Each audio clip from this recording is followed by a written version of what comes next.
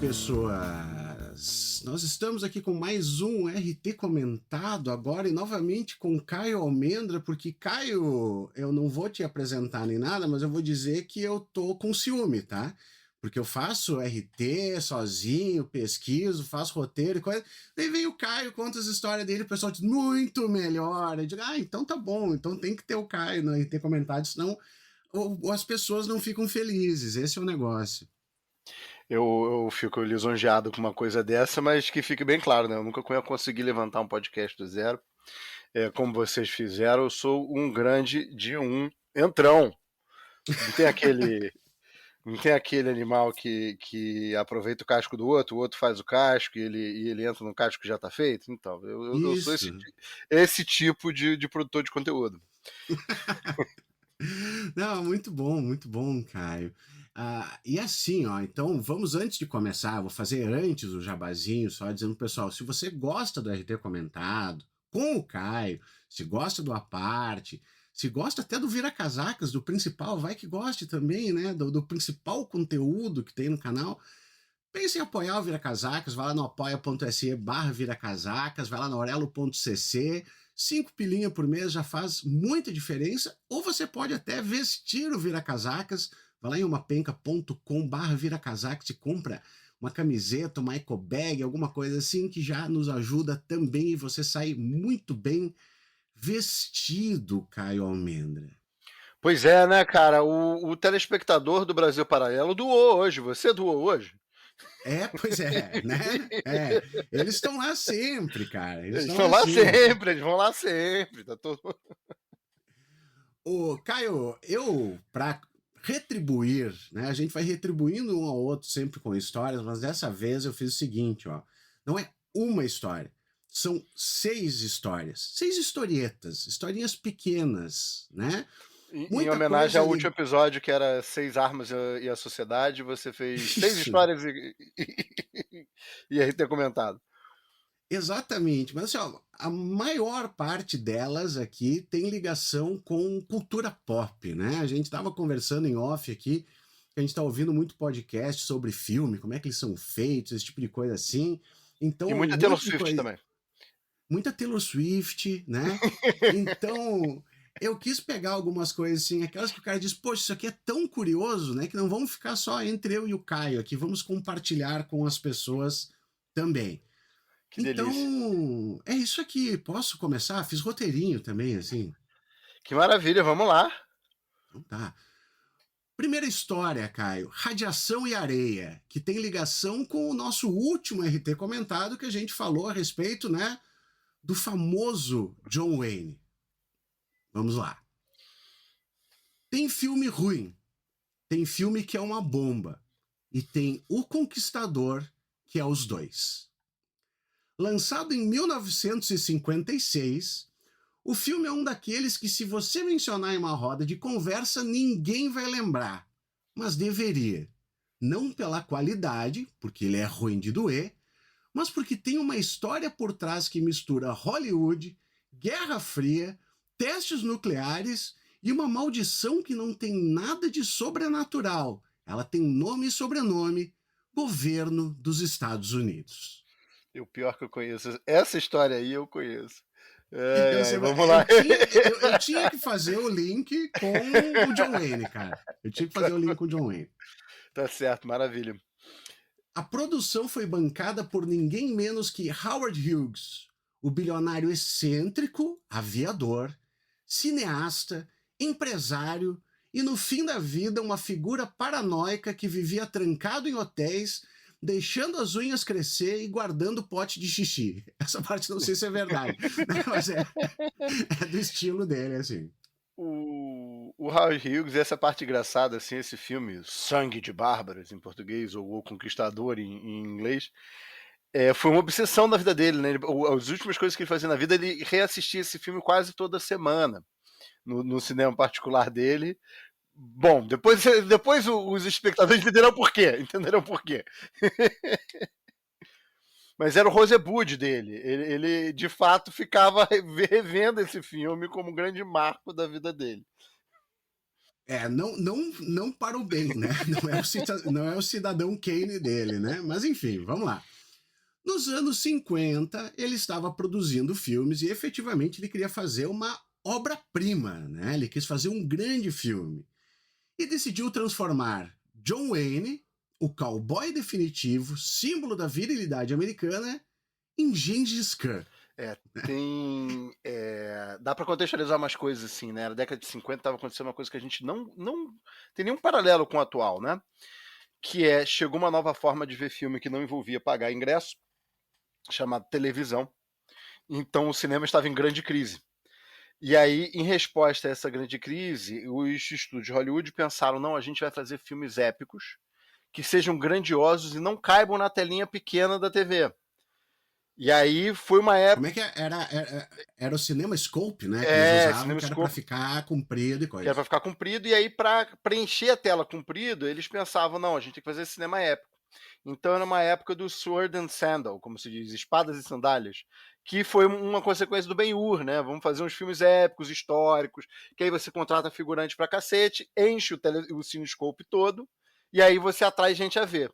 Que nem hoje em dia se faz filme 3D para ver se atrai gente aí no cinema, porque se inventou outra forma de assistir filme muito bem em casa, chamado streaming.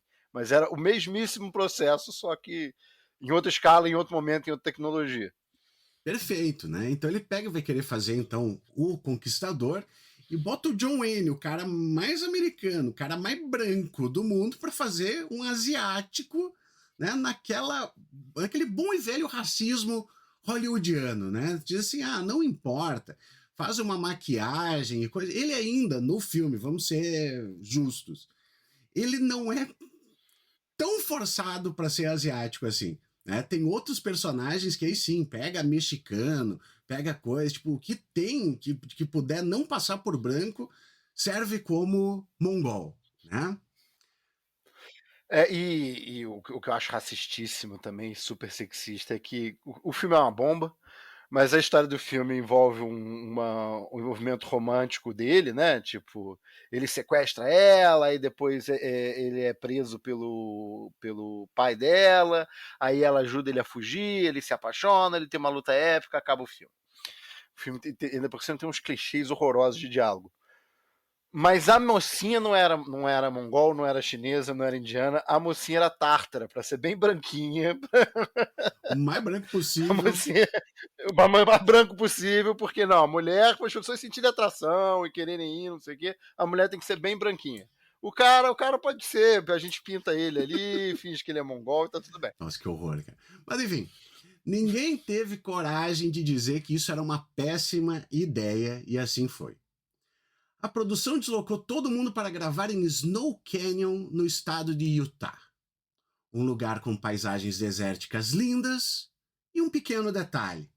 Ficava a cerca de 220 quilômetros do campo de testes nucleares de Nevada, onde o governo americano detonou mais de 100 bombas atômicas entre 1951 e depois do filme 1962. Eu imagino muito alguém chegando pro Howard Hughes dizendo assim, cara, tem uma locação, tá baratinha. Tá baratinho filmar lá, cara. Tá baratinho. Mas é porque, olha, a data de fabricação do biscoito tá próximo da validade. Mas tudo bem.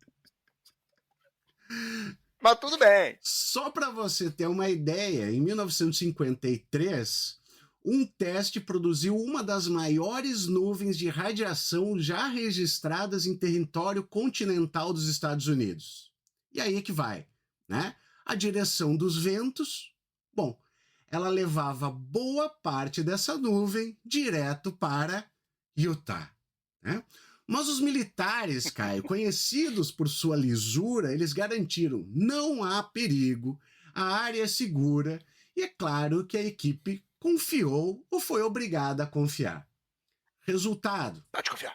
Atores, figurantes, técnicos, eletricistas, todo mundo passou semanas respirando poeira contaminada, deitando no chão radioativo, comendo e bebendo naquela paisagem deslumbrante e envenenada. O John Wayne levou até os filhos para visitar o set com os contadores Geiger, né? Eles fizeram lá, olha só que bacana, né? Tocando aquele troço. E é claro que ele era um ferrenho apoiador dos testes nucleares e de confiar no governo dos Estados Unidos. Não bastasse eles terem gravado num local radioativo, o Hughes mandou ainda carregarem toneladas da areia para Hollywood para quando fizesse as gravações no estúdio. Ele não queria que o público visse mudanças na coloração da areia. Isso seria imperdoável. Né? Tu pegar a areia e ser diferente de um local para o outro. Então ele levou toneladas de areia para Hollywood, ou seja, até hoje, em algum lugar que a gente não sabe, em Los Angeles, tem areia radioativa. Mas você tem que entender, Abal. A areia daquele lugar em Utah tinha um brilho especial.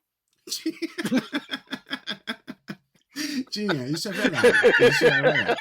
Isso é verdade. Isso é verdade. Né? Eles podiam gravar à noite sem luz nem nada, assim só brilhava o troço Um do chão. brilhozinho muito especial. Agora é que vem a tragédia, né? Nos anos seguintes, a tragédia veio a galope. A Susan Hayward, que o Caio estava falando aqui, que era mocinha, morreu de câncer. Dick Powell, o diretor, também. O Dick Powell foi um grande ator da década de 30, ele era Exatamente. músico, ele fazia o papel do John Wayne, ele era mais velho que o John Wayne, mas ele fazia o papel do cara durão, não sei o quê. Mas ao mesmo tempo ele sempre foi músico, ele sempre foi cantor. Então ele era um grande ator e esse foi tipo o terceiro filme dele. E parece que um dos últimos. Depois desse filme, primeiro, foi uma bomba, estado horrível. Depois ele teve câncer novo demais, ele morreu com uns 50, 60 anos, uma coisa assim. Ele poderia ter sobrevivido até a década de 80 fazendo o filme, inclusive atuando, ele ainda atuava quando morreu. Pedro Armendáriz, o ator mexicano, descobriu que tinha câncer terminal e se suicidou em 1963. Aí, o próprio John Wayne foi diagnosticado com câncer de pulmão em 64 e mais tarde desenvolveu câncer de estômago, que o matou em 1979. Segundo um levantamento posterior, aqui tem alguns números diferentes, mas dos 220 membros da equipe que estiveram no local, 91 desenvolveram algum tipo de câncer e 46 morreram. É o filme do maior matador da história, né? Sobre Gengis Khan. E também, consequentemente, foi o filme mais matador da história. Mas teve uma reação, Abal, que eu achei hilária dessa história, porque esse filme leva à falência o RKO, né? Que era o primeiro dos 5 grandes estúdios que vem falindo da década de 50 e 60. Aquilo que a gente falou no RT comentado passado sobre os westerns. Tem uma história, cara, que a reação de Hollywood foi dizer, não, mas é porque todo mundo aqui fuma. Pode ser, tá? Pode ser. E que todo mundo fumava muito, e o John Wayne era famoso por fumar muito, a voz dele era uma voz pigarreada de cigarro e tal. O que não deixa de ser muito engraçado, porque durante toda a era de ouro de Hollywood, a publicidade que mais sustentava o cinema era o cigarro. Era a indústria do tabaco. A indústria do tabaco enchia a Hollywood de dinheiro para todo personagem estar fumando sempre. Para você sair do cinema, ou dentro do cinema mesmo, as pessoas fumavam dentro do cinema, querendo acender um cigarro porque você viu um monte de gente fumando sempre. E aí, no meio, quando tem um escândalo, não, aí a gente, porra, vou ter que brigar com o nosso lobby principal. A culpa foi do cigarro. Pela primeira vez, a indústria do cinema foi virar e dizer, não, a culpa é do cigarro mesmo, tem essa galera que é contra o cigarro, tem razão.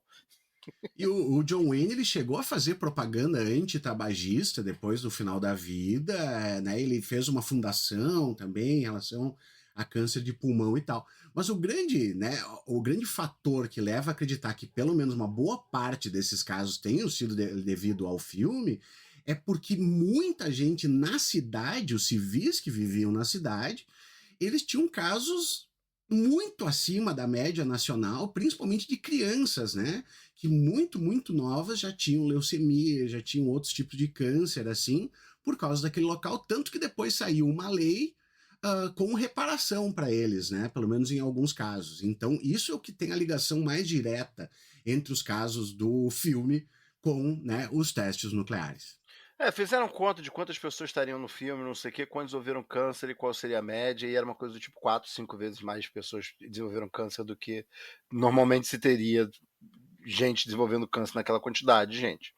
Ou seja, o filme de fato filmar naquelas condições. E tinha aquelas coisas, estava quente, todo mundo passava a mão no corpo, todo mundo suando e por aí vai, areia ventando e por aí vai. O filme não foi a única tragédia do filme, né? Lá pelas tantas o filme passou uma tromba d'água, quase matou gente afogada.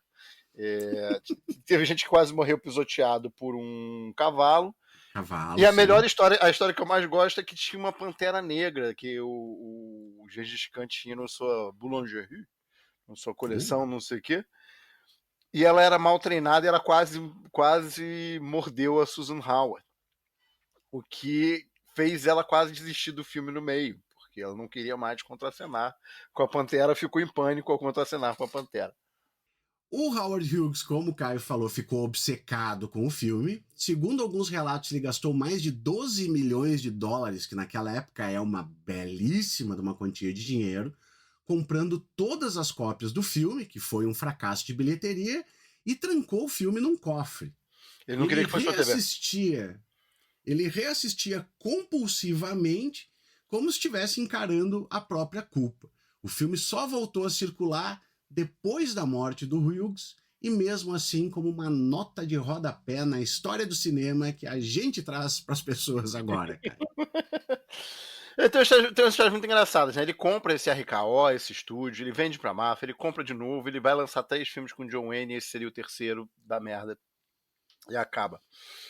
Sendo que o Hughes era um panaca, era um babaca completo. Então, uma das causas, todo mundo sabe que ele comprou um estúdio porque ele queria ser um Harvey Weinstein da vida. Ele queria assediar sexualmente mulheres interessadas em se tornar atriz, né? Uma das coisas que ele era famoso.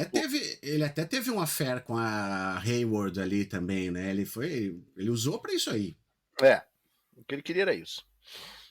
Quer dizer, talvez ele quisesse se sentir um grande magnata do cinema que fez coisas bonitas e achar que isso significava que ele é artista. Não importa. Essas figurinhas meio Elon Musk, assim, né, cara? Eu tenho que usar meu dinheiro para aparecer e tal. Enfim. Bloco 2, Caio. Vamos à segunda história. Tanques, teclado e segredos militares. Você imagina que se alguém fosse vazar segredos militares, faria isso por uma causa nobre? Ou por dinheiro? Ou porque virou um whistleblower estilo Snowden? Mas por causa de uma discussão num fórum de videogame? Caio, tu já jogou War Thunder, Caio? Eu nunca joguei. Eu nunca joguei War Thunder. Qual é a do War Thunder? War Thunder é o quê? É simulador de guerra? Para quem não conhece, o War Thunder é um simulador militar online que se leva a sério e exige que os jogadores façam o mesmo. Começou com tanques, mas abrange hoje também combates aéreos e navais com física realista, modelagem detalhada de danos e performance de veículos baseada em documentação técnica. É aquele jogo que anda, vira e mexe, tem uma guerra, tipo, acabou de acontecer uma batalha entre Índia e Paquistão, e alguém pega uma filmagem do jogo e diz: veja aqui o fantasma de Kiev derrubando aviões russos, não sei o quê, e na verdade é um jogo de tão parecido que ele é com a realidade. É aí que tá. Com a realidade, ele é o tipo de jogo onde discutir o ângulo de inclinação de uma blindagem dura durante horas nos fóruns de discussão do jogo. Isso atrai, no mundo. Cara. Aí que tá. Tem muita Isso gente tarada no mundo. Engenheiro, os historiadores militares e, em muitos casos, militares de verdade. E foi essa busca por uma precisão que acabou provocando algumas coisas engraçadas. A primeira história vem da França. Um jogador começou a reclamar no fórum oficial do jogo que o modelo do Leclerc, o principal tanque de guerra francês, estava errado. Ele dizia que o canhão estava modelado com especificações incorretas, que a blindagem frontal não era representada com precisão e que o motor estava nerfado. Mas ele não parou por aí. Para provar seu ponto, ele simplesmente postou imagens escaneadas do manual técnico confidencial do Leclerc, com diagramas, com medições, com as anotações, com tudo. O moderador do fórum, completamente desesperado, apagou o post, avisou a empresa, notificou as autoridades. E a desenvolvedora do jogo, que é a Gaijin Entertainment, confirmou. Sim, ele tinha vazado informações classificadas por orgulho gamer e depois descobriram que ele era um comandante de tanque do exército francês. Ai, meu Deus. Não é nada assim, bom. ó, não é nada extremamente grave, não vamos pensar que os chineses já não têm aquele negócio, mas assim, ó, você não faz isso com informação confidencial, você não bota num fórum de jogo. Tá? Ai, meu Deus. Tá terrível. Mas é isso, né, cara? Você pode. Eu tava recomendando para as pessoas outro dia, né? Se você chega no seu horóscopo, pega no horóscopo ali e tá dizendo que você vai ter treta, você passa o dia no Twitter ou no Blue Sky, cara, porque aí pelo menos você treta pra internet, não importa. É O verdade. seu grande objetivo na treta da internet é fazer com que ela não importe. Quando você faz que ela importa, aí eu chego aqui, vou pegar uma coisa confidencial, vou mostrar minha casa pra não sei o quê. Você tá perdendo, cara, você já perdeu. O importante da treta de internet é que ela não importe. Pouco tempo depois, outro jogador fez a mesma coisa com o tanque Challenger 2, um dos principais tanques do Reino Unido. Resultado, mesmo protocolo. Fórum apagado, investigação aberta e o Ministério da Defesa britânico emitindo comunicado explicando que documentos confidenciais não devem ser usados para vencer discussão em jogo online. Os casos se multiplicaram. E aí acabaram descobrindo que era o quê? Era um príncipe? Esse aqui eu não sei quem que era. Aqui. Mas pode ser. E os casos se multiplicaram. Eu nem vou falar de todos eles, cara. Porque teve vazamento do tanque Type 99 da China, das especificações do blindado M2 Bradley, do caça F-16 dos Estados Unidos e do Black Panther sul-coreano. Esse último não foi confirmado. Em todos os casos, mesmo motivo. Alguém estava irritado porque achava que o veículo do seu país estava mal representado no jogo. E em vários desses casos, os jogadores eram mesmo militares, tinham acesso aos documentos porque trabalhavam com aqueles tanques, aviões ou sistemas. Ou seja, ao invés de espionagem internacional, o mundo viu a criação de uma nova categoria, o vazamento por vaidade nerd. Muito bom. Eu só não vou deixar passar uma coisa em detalhe. Eu acho bizarro como as coisas ainda se chamam Leclerc, ligada à história militar francesa. Considerando que a Expedição Leclerc era o cunhado do Napoleão, né? A Expedição Leclerc foi aquela que tentou retomar o Haiti para a França. Então foi um dos maiores casos de barbárie colonial que você possa imaginar. A família continuou rica, o Leclerc em si morreu, a família continuou rica. E os putos do francês nunca olham assim, putz, cara, talvez a gente devesse tratar Leclerc como a gente trata alguns nomes antipáticos aí, colaboracionistas nazistas ou coisas assim. Vamos dar uma segurada em usar esse nome para nomear tanque. Paciência. Old Man Yells at the Clouds. Old Man at the Clouds. Conhecia essa história aí? Não conhecia essa história, cara. Bom demais. Bizarro. Bloco 3. Esse aqui é bem curtinho, mas é que eu acho extremamente interessante. Se chama Um Grito Punk nas Sombras do Drácula. Em 1992, Francis Ford Coppola resolveu encarar um dos maiores mitos da literatura de terror com um filme que era tudo menos sutil. Drácula de Bram Stoker era barroco, erótico, exagerado, teatral. Tinha Gary Oldman de peruca branca e armadura de músculos, Winona Ryder, Anthony Hopkins e até o Keanu Reeves forçando um sotaque que mereceria seu próprio filme de terror. E vamos combinar que o Keanu tá complicado naquele filme. O problema desse filme é o Keanu, na minha opinião. O filme é muito bom. Eu gosto muito do filme, mas também. O Keanu, pelo amor de Deus. Mas uma das decisões mais bizarras da produção não tem nada a ver com figurino, nem com os efeitos práticos, e sim com um grito. Vai lembrar, Caio. Bem no início do filme tem uma cena em que o Drácula, né, ele volta da guerra para descobrir que a amada dele tinha morrido, né, que o Anthony Hopkins está fazendo lá, um sacerdote, um padre, um negócio assim. E é ali que ele faz toda a maldição dele, crava a espada na cruz e ele solta um grito, né? Aquele negócio olhando para cima que vai dar início do filme. Lembra da cena? Eu lembro. E tem um filtro vermelho alaranjado, a cena no começo, Ela é uma cena bonita, assim, ela é bem feita, só que... E aquele grito, ele é aquela... Né, ele tá se transformando no Drácula, é aquela agonia, é a perda da pessoa amada, tudo tem que estar naquele grito lá. E o Gary Oldman não conseguiu chegar no grito que o Coppola queria. Durante a pós-produção, o Coppola ele sentiu que o som original da cena estava sem alma. A dor do personagem não estava funcionando. E aí, segundo relatos da época, aparece a Sofia Coppola. E ela diz: eu sei quem é que pode dar esse grito. Ninguém mais... Kirsten Dunst em Virgens Suicidas.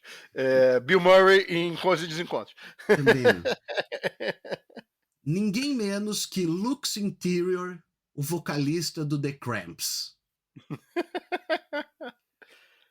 Pra quem não conhece The Cramps, tá perdendo muito, né? Porque ela é uma das bandas mais massa que tem no mundo, assim, né? Uma banda que vai misturar psicodelia com rockabilly, com umas performances ao vivo muito louca.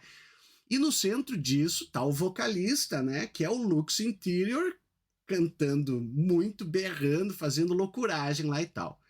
A Sofia era fã da banda e sugeriu ele, então, para dar o tom certo para aquele momento. E o papai topou. Ligaram pro Lux, explicaram, e o Lux vai até o estúdio de som para dar um grito. Ele deu o grito, gravou e foi embora.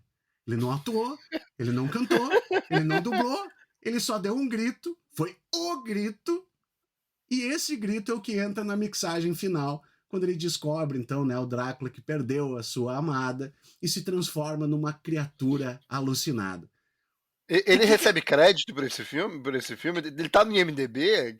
O que eu ia botar exatamente agora. O mais curioso é que o Lux Interior não foi creditado, não aparece nos créditos finais, nem uma notinha, nada. É só aquela historinha de bastidor que circula entre os obcecados por Drácula E por grito? Por gritos e por roteiristas de podcasts. Eu acho isso uma prova ímpar do nepotismo do Coppola. Boa razão, inclusive, para o seu sobrinho não utilizar seu nome. Porque na cena final de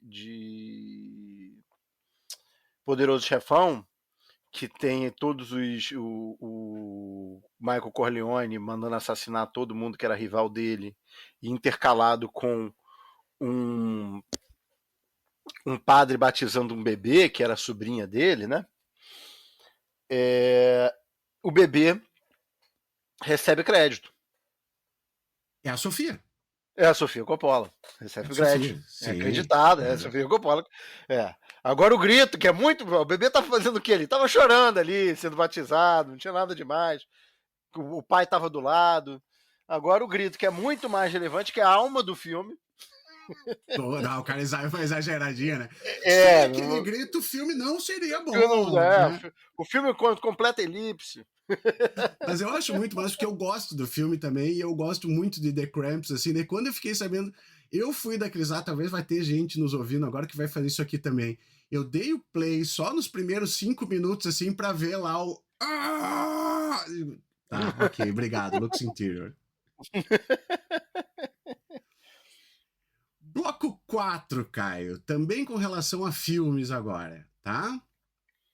Caio, tu sabe, claro, que A Profecia, né, que o The Omen, ele teve vários problemas durante a sua gravação. Minha pergunta inicial, antes de eu partir pro roteiro, sabia que o filme quase acabou por causa do IRA, né? Não a banda, né? O Exército Republicano Irlandês. Não sabia dessa história. Existe uma tradição quase informal em Hollywood. Quando um filme de terror dá muito certo, logo alguém diz que ele foi amaldiçoado. Isso vai gerar marketing, misticismo, tudo isso aí. Quase sempre é exagero, mas às vezes o roteiro da vida resolve colaborar. E foi o que aconteceu com A Profecia, lançado em 1976, um sucesso de bilheteria, um clássico do terror e um dos sets de filmagem mais assustadores fora da tela. O filme conta a história do Damien, o garotinho que na verdade é o anticristo. O problema não é só isso, é que a produção é uma espécie de parque temático do azar. Um bingo de acidentes, coincidências e atentados. Vamos por partes. Tudo começou mesmo antes das gravações. Gregory Peck, aquele homão, tá? Embarcou num voo para Londres e o avião foi atingido por um raio em pleno voo. Todo mundo sobreviveu, sem problema, tudo ok. Alguns dias depois, o roteirista David Seltzer embarcou em outro avião rumo à Inglaterra e levou um raio. Sobreviveu também? Ou... Sobreviveu também, tudo certo. 2 aviões, 2 raios. Daí o produtor executivo Mace Neufeld foi para a Inglaterra e adivinha? Mais um raio? Terceiro raio em aviões. Os pilotos entrevistados dizem que eles nunca viram tanto raio em avião em tão pouco tempo. Que é uma coisa que acontece, ok, mas que 3 pessoas conhecidas terem tomado raio não é uma coisa tão simples assim. Mas aí é aquela história, né, cara? É aquele meme de internet. A pessoa diz assim: eu fui acertado por 2 raios, uma árvore caiu perto de mim, eu tive um acidente de carro, eu não sei o que lá, e eu nunca morri. Deus me protegeu. Não, meu filho, parece que Deus quer te matar, né? Então, o terceiro raio me dá a impressão de que, tipo, sei lá, o Zeus, Thor e não sei o que, não queria que o filme saísse. Fizeram o melhor possível pro filme não sair. Porque assim, ó, até um certo ponto aqui, Caio, é um negócio que outro diz, porra, tem alguma coisa acontecendo, ou esses caras são os caras mais sortudos do mundo, né? Porque aqui, ó, 3 raios, todo mundo bem, não caiu avião, tudo certo, tá? Daí, durante as gravações, né, as coisas não melhoraram. E o filme quase poderia não ter acontecido por causa do IRA. Nesse período, o IRA estava no auge de suas ações armadas e Londres vivia uma tensão constante. E aqui vai. Esperando, inclusive, aquela banda que você adora.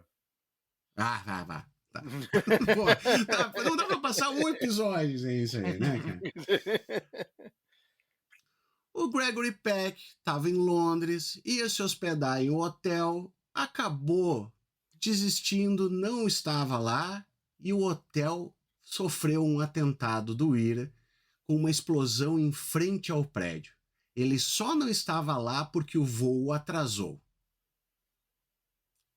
Logo depois, a equipe de filmagem estava marcada para jantar num restaurante.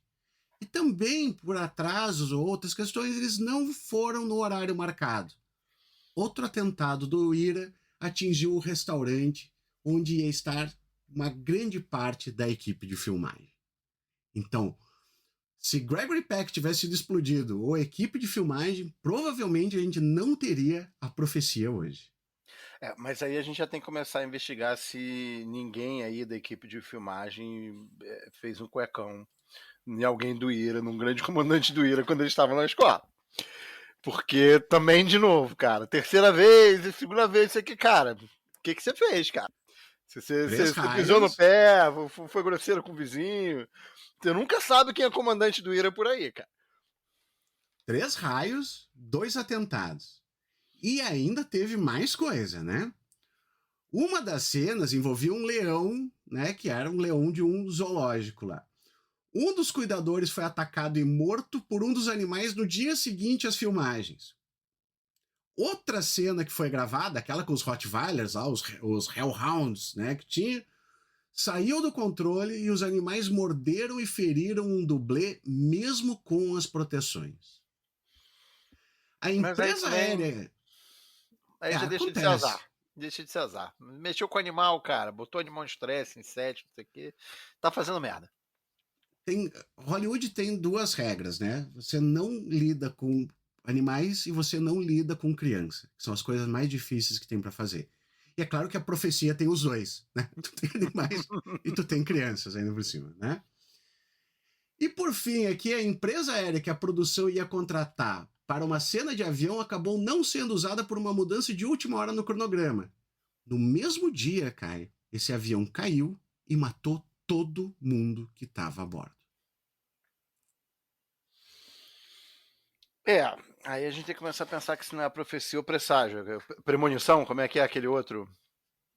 Ah, sim, esse é o Premonição, né? O da década de 90, alguém era avisado, não sei o que, aí vai ter um novo, inclusive.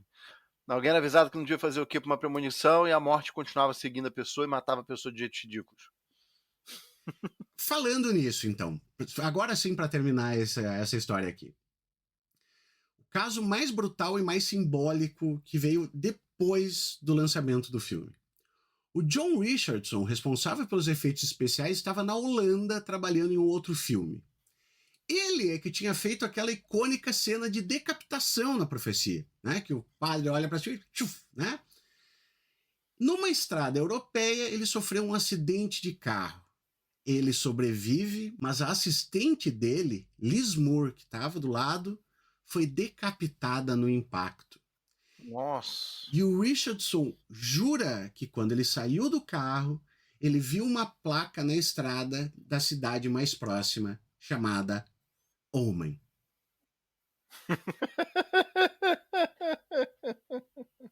Nunca foi confirmado, parece lorota, mas é o que temos para o momento, cara. Também junta muito. Tem que ter um boato nessa história. Tem que ter alguém aumentando um conto. Não é possível. Tem. Alguma coisa tem. A coisa que eu achei mais legal, na verdade, foi quando eu vi o negócio e digo assim, porra, mas o Ira quase acabou com a profecia, aí me pegou forte, sabe? Porque o resto todo, assim, tá bom, acho que pode ser coincidência, tá? Eu digo assim, pô, os caras fugiram de 2 atentados, meu velho, 2 atentados. Só a Thatcher conseguiu mais do que isso aí. E agora cai o bloco 5, intitulado Indiana Jones, Marion e Ninguém Quis Fazer as Contas. Gosta do Indiana Jones, cara? Eu gosto, cara. Eu gosto. Eu acho, inclusive, o 2 um filme muito bom de ruim. Né? Eu O gosto. Tempo da Perdição, né? É. Aqueles filmes que são ruim, que ficam bons. Dá volta. Eu curto. Dá volta. Todo mundo gosta do Indiana Jones. Né? O chicote, chapéu, as tumbas, as perseguições, o tema musical é o tipo de herói que virou símbolo da aventura nos cinemas. Mas tem uma parte da história que ninguém gosta muito de lembrar ou não sabe, Caio. Aqui vamos ver se você sabe disso aqui. Tem uma frase jogada ali como quem não quer nada, mas que abre um abismo. Esse abismo tem o nome Marion Ravenwood. Para refrescar a tua memória. Primeiro filme da franquia, Os Caçadores da Arca Perdida, somos apresentados a Marion como uma mulher forte, sarcástica, dona de um bar no Nepal e com um passado mal resolvido com o Indy. Os dois se reencontram anos depois e ela joga na cara dele com um ódio legítimo. Lembra dessa cena aqui? Que ele entra no bar e coisa e ela fala para ele: eu era só uma criança. Eu estava apaixonada. Foi errado e você sabia. Indiana Jones responde desviando. diz que ela sabia o que estava fazendo e muda de assunto. Mas aí vem a pergunta: quantos anos ela tinha quando eles tiveram o seu relacionamento inicial, Caio Almeida?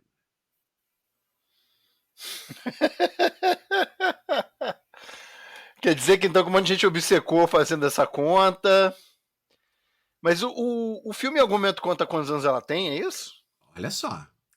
Essa dúvida ficou no ar por muito tempo, mas em entrevistas antigas, o roteirista Lawrence Kasdan e principalmente George Lucas deixaram escapar umas coisas estranhas.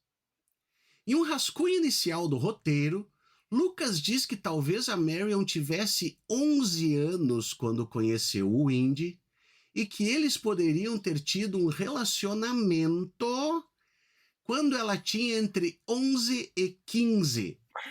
Kasdan brinca que Indy teria 42. O próprio Spielberg, que estava na sala, responde: isso é um pouco demais. E o Lucas rebate: mas ela era bem madura para a idade.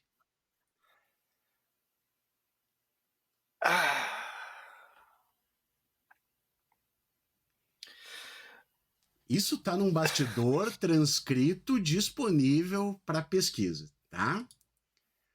No corte final do filme, essa idade nunca é dita com precisão, mas algumas contas nos colocam em terreno perigoso.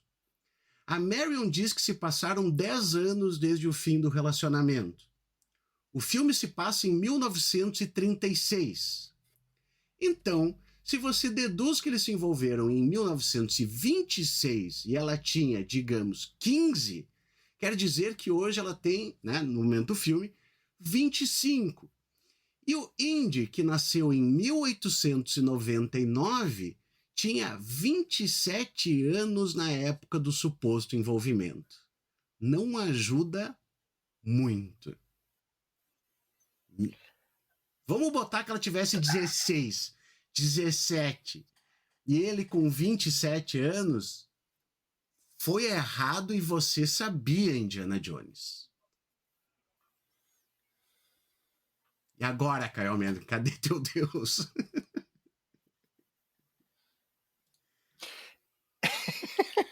Eu fico me pensando o que passava na cabeça das pessoas quando fizeram isso. A impressão que dá é que estavam querendo mandar um direto para alguém. Bizarro, cara. Porque o Lucas, Né? o Lucas depois ele disse assim: não, foi só uma ideia, não entrou no corte final, daí vamos refazer. Daí o Indy tinha 36 e ela tinha 27. Mas daí fica nesse negócio de que ela tinha 16, 17 anos com um homem, né? De 25, 26, 27 anos, cara. Bizarro, né? É uma frasezinha solta, assim, que não precisava, assim, sabe?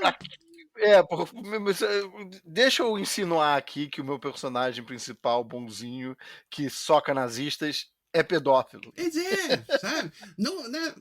15, 16, 17 não é pedófilo ali, mas né? Não tá certo, né, cara? Não. Complicado. E eu tava lembrando, né? A atriz do filme era a Kate Capshaw, que conhece o Spielberg desse filme, namora com ele durante esse filme e casa com ele. E ele é poucos anos mais velho que ela, não é como se fosse um caso, tipo, ele tem 60 e ela tem 20 e poucos no set de filmagem. Tipo, eles têm idade apropriada entre si, sei lá, 7, 8 anos de idade de diferença. Mas eu não fico pensando assim, se você fosse, sei lá, você coloca uma coisa assim, não é porque você está querendo falar para alguém alguma coisa? Não, 3 marmanjos discutindo que idade que nós vamos botar. Por quê, sabe? E eu fico lembrando que antes do Me Too, né, sempre se soube sobre abuso sexual e pedofilia em Hollywood, e a forma de você trazer o assunto era você brincar para a coisa. O assunto sempre ficou nevoado por um certo tabu. Até que ponto a gente pode, até que ponto a gente não pode falar sobre esse assunto. Inclusive, tipo, muito antes do Me Too, teve Oscar com o Rick Gervais e você sabe dessa história. Uhum. Que foi era host, foi entregar Oscar de melhor atriz coadjuvante, e diz assim, aqui estão as sortudas atrizes que não precisaram mais fingir sentir atração pelo Harvey Weinstein. Ou seja, tipo, vou fazer uma piada aqui para ver se alguma coisa muda. A impressão que dá quando você bota uma cena dessa é do tipo assim, sei lá, cara, o primeiro marido, o primeiro namorado da Capshaw começou a namorar com ela quando ela tinha 11 anos, e aí agora o diretor que tá namorando com ela chega e bota uma frase assim para ver se impacta na vida de alguém. Porque, tirando isso, eu não sei por que você colocaria, assim, o que você tá fazendo, cara? Esquisito, esquisito. Não quero estragar Indiana Jones para ninguém, mas é esquisito, é esquisito. O último bloco, Caio, eu não ia colocar, eu tinha terminado aqui com os 5, tá? E daí eu digo, não... Terminado em altíssimo nível com pedofilia. e assim, bom, né? Mas assim, ó, cara, eu tive que botar esse aqui porque, assim, ó, eu imagino que todo mundo esteja ligado nisso aqui, que grande parte das pessoas conheçam isso aqui que eu vou falar, porque tá muito na moda, o pessoal tá assistindo, tá gostando, mas eu me senti assim, ó, tenho que falar também.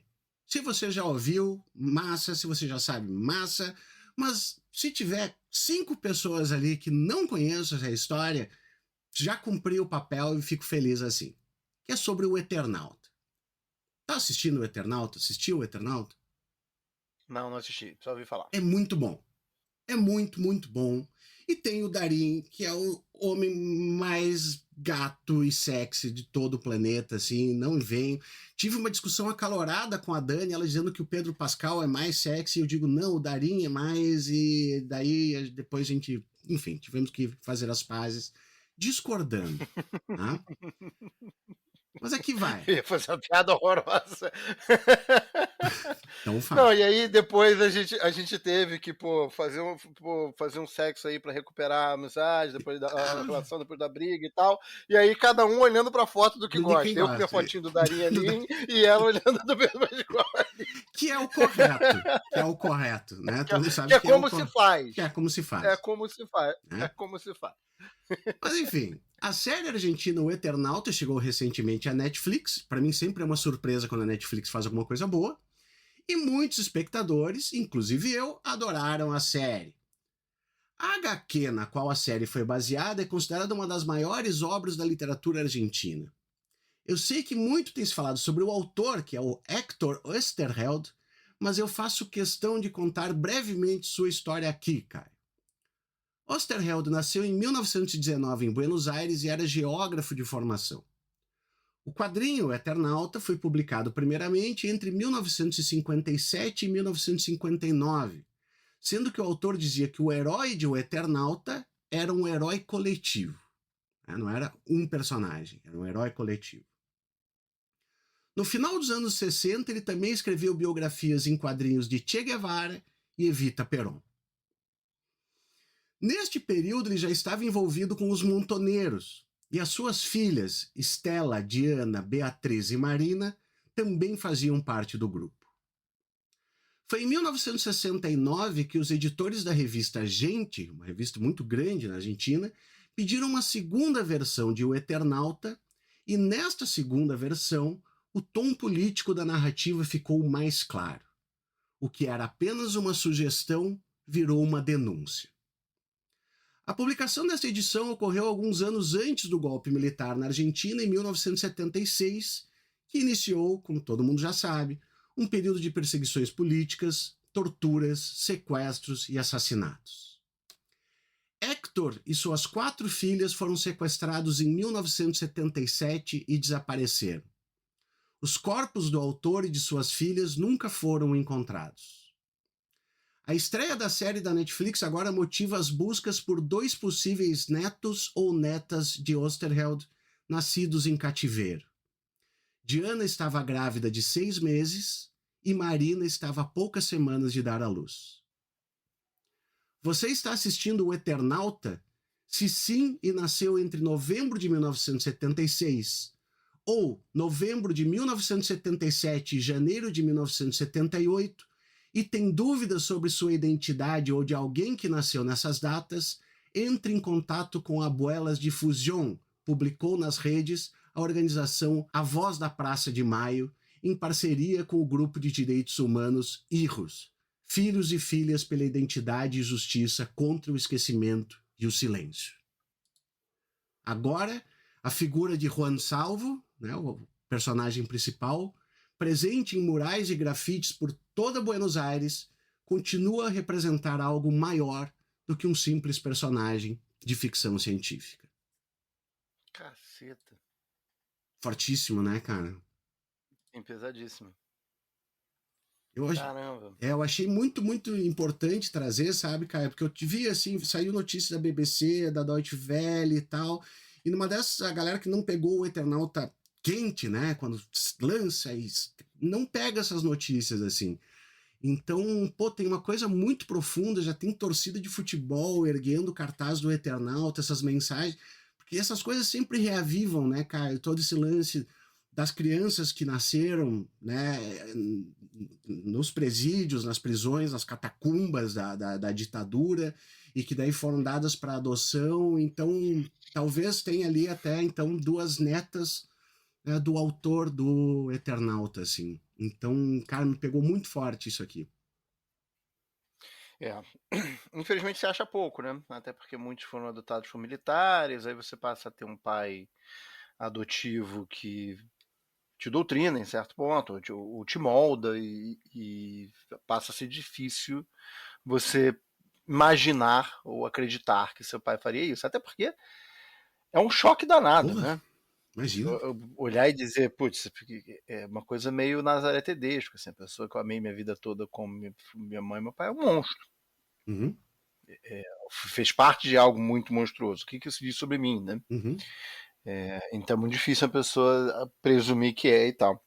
Mas nossa, que história tensa, que sinistra.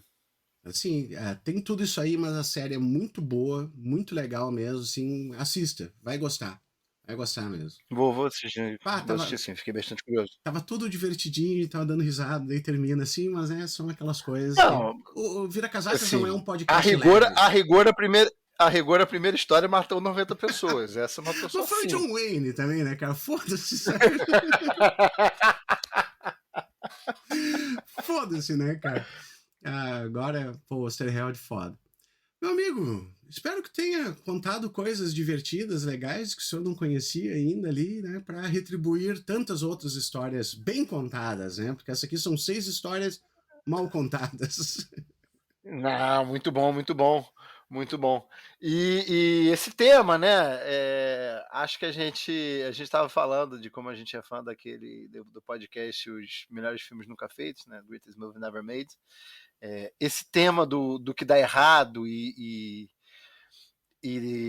da parte do cinema que é menos industrial e mais artesanal, que as coisas vão ruim, e toda a produção vai dar errado. É um conjunto de coisas dando errado até até sair um resultado diferente daquilo que você pensou no começo do projeto. É muito legal, né? Muito bom. Mas, de fato, agora pesou um pouco o programa aí, né? Como diria. Mas que nada. Caio, brigadão de novo por gastar seu tempo aqui conosco, né? Querido, muito boas histórias. Até a próxima. Até a próxima.